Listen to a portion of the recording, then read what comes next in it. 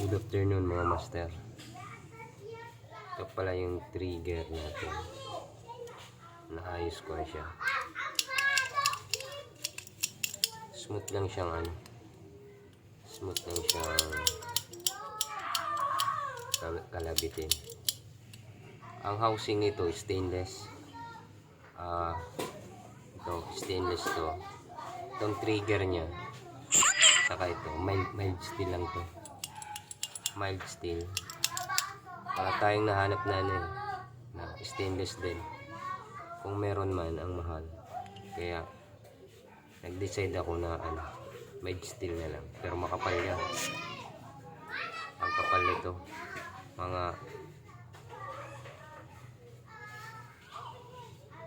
more or less 7mm ang kapal niya, antique.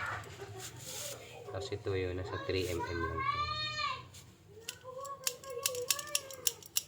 Pinalitan ko pala to kasi masyado siyang maikli. Pag nilagay ko dun sa hammer housing, ang nakalabas na lang is mga 1mm. Mga 1mm na lang nakalabas. Kaya binago ko. Ito siya dati. Kaya binago ko. At least ito, dun pag nilagay sa hammer housing, nakano siya, mga 2 to 3 mm. Dito. Papawild ko pa to bukas. Wala kasi yung ko, utol ko. Siyang papawild ko nito. Siguro ispat lang.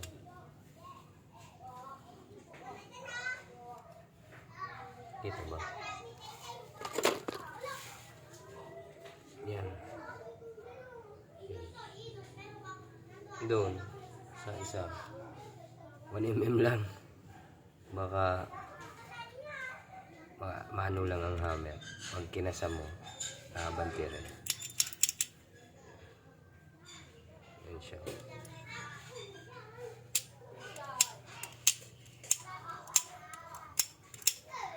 Ang diameter nitong inner diameter niya 20mm. Ito. Bali magagawa ko ng mild steel din na 20mm, tapos lalagyan ko ng butas na mga 8mm para dun sa spring magkabilaan dito. Kabilaan.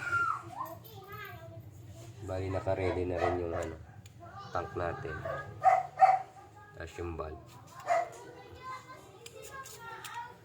Bali ito.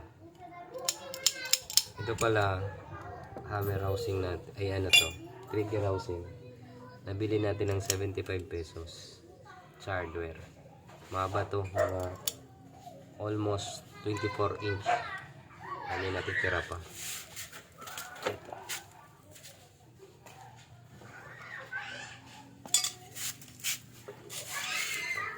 Madami pa tayong magagawang hammer housing dito.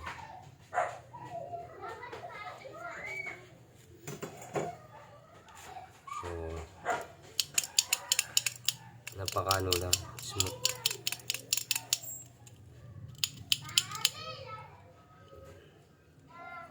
May diagram naman dyan. Kung gustong gayahin nyo, okay lang naman. Ilalagay ko din yung diagram.